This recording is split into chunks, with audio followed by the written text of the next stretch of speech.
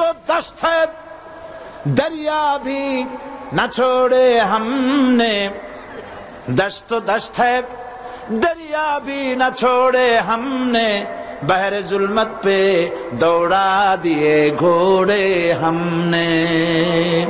প্রান্তর তো প্রান্তর, আমরা তো সেই মুসলমান শ্রাবণের খরচ্ছাতা খরস্রোতা উত্তাল টাইগ্রিস নদীর উপর থেকে 60,000 অশ্বরোহী মুসলমান নদীর তুফান পার হয়ে আফ্রিকার ভূখণ্ডে কালেমার পতাকা উড়াইছে, সেই মুসলমান। সুতরাং যারা আমাদের সাথে, যারা আমাদেরকে জেলে দিতে চাও, যারা আমাদেরকে মারতে চাও, শহীদ করতে চাও, সিক্রেট মার্ডার করতে চাও, গুপ্ত হত্যা করতে চাও, গৃহযুদ্ধ বাঁধাতে চাও, শুনে রাখো, বাতিল সে দবনে ওয়ালে আসমান नहीं हम, बातिल से दबने वाले आसमान नहीं हम, सौ बार कर चुका है तू इम्तिहान हमारा। 100 বার এই পৃথিবী টেস্ট করেছে, মুসলমান জীবন দিতে পারে, কাফেরের সামনে মাথা নত করতে জানে না। সুতরাং ভারতের পা চাটা গোলাম, ভারতের পা চাটা খরিদ করা গোলাম সরকারকে বলছি, মুসলমানদের ঈমান নিয়ে খেলা করবেন না, কোরআনের মাহফিলে বাধা দিবেন না।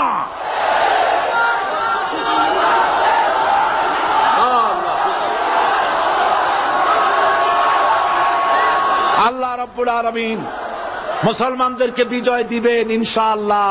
বলেন ইনশাআল্লাহ, বলেন ইনশাআল্লাহ। শাহী জুমা মসজিদ, জুমা মসজিদে পুলিশ পাহারা দিতে হবে কেন? জুমা মসজিদে জুতা পায়ে দিয়া ঢুকলো কারা? আমি গতকাল বলেছি, আমার সাধারণ পুলিশের কোনো দোষ নাই, তাদের কোনো অন্যায় নয়, লাঠি যার হাতে যায় তার কথাই বলে, এটাই স্বাভাবিক। কিন্তু যারা মসজিদের ভিতরে জুতা পায়ে দিয়ে উঠলে, মুসল্লিদের রক্ত ফেলালে, মুসল্লিদেরকে ধরে জেলে আটকালে, আল্লাহর শাস্তির ভয় করো। আল্লাহ আছেন, আল্লাহ আছেন, ভয় করো আল্লাহ পাককে। এই রকমের অবস্থা চিরকাল থাকবে না। এরকমের অবস্থা চিরকাল থাকবে মোটেই নয়, পরিবর্তন আসবেই এবং চট্টগ্রামে আসবে ইনশাআল্লাহ। সর্বপ্রথম চট্টগ্রামে আসবে।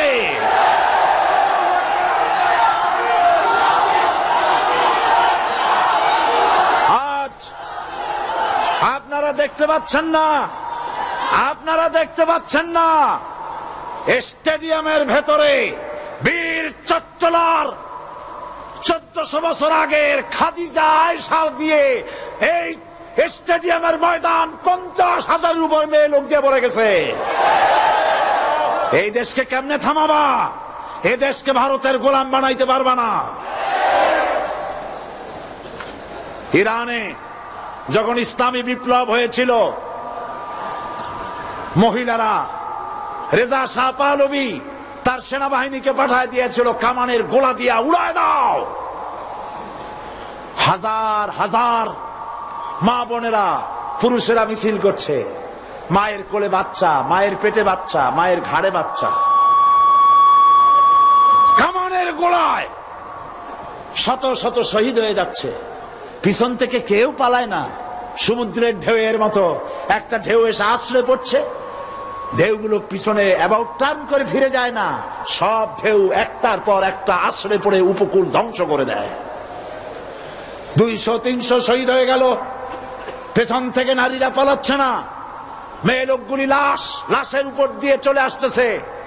তাদের আঁচলে ছিল ফুল, অস্ত্র নাই, নিরস্ত্র ইরানি মুসলমান মা বোনেরা আঁচলে করে ফুল নিয়ে আসছে। ফুলগুলি কামানের উপরে মেরে বলছে, শাহের আমেরিকার গোলাম, শাহের সৈন্যরা, আমরা তোমার মা, আমরা তোমাদের বোন, আমরা তোমাদেরকে ফুল মারতেছি, তোমরা কামানের গোলা দিয়ে আমাদেরকে জান্নাতে পৌঁছায় দাও, ইরানের রাজপথ ছেড়ে দেব না যতক্ষণ ষাট না পালাচ্ছে, কালেমার পতাকা উড্ডীন না হচ্ছে।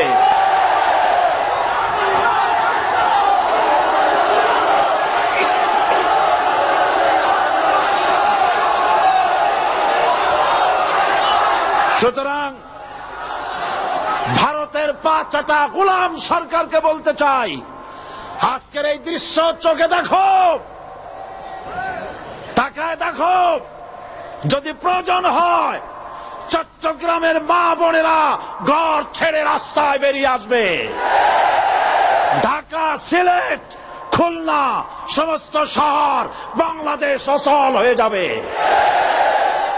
মুসলমানদের ইমান পরীক্ষার আগুন পরীক্ষার ক্ষেত্রে এগিয়ে এসো না, মুসলমানদের ইমানের পরীক্ষা নিতে চেও না।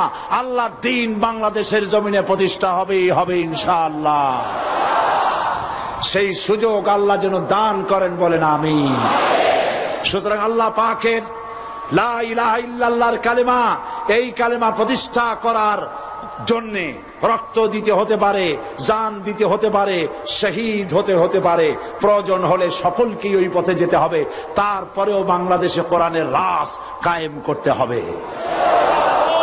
সরকারকে বলছি, আলেমদের গায়ে আর হাত দিবেন না। মুফতি ইজহার সাহেবের সঙ্গে বেয়াদবি করেছেন, তিনি আলেমদের ওস্তাদ, হাজারো আলেমদের ওস্তাদ, তিনি কওমি মাদ্রাসার আলেম। আমি জীবনেও কওমি মাদ্রাসায় পড়িনি, আলিয়ায় পড়েছি। মনে করবেন না আমাদের মধ্যে দুশ্মনী আছে, কারো গায়ে হাত দিলে আর একজন কথা বলবে না। আর একজন বাংলাদেশের আর একজন আলেমের গায়ে যদি সরকার হাত দেয়, বাংলাদেশ দাবানলের মতো দাউ দাউ করে আগুন জ্বলবে।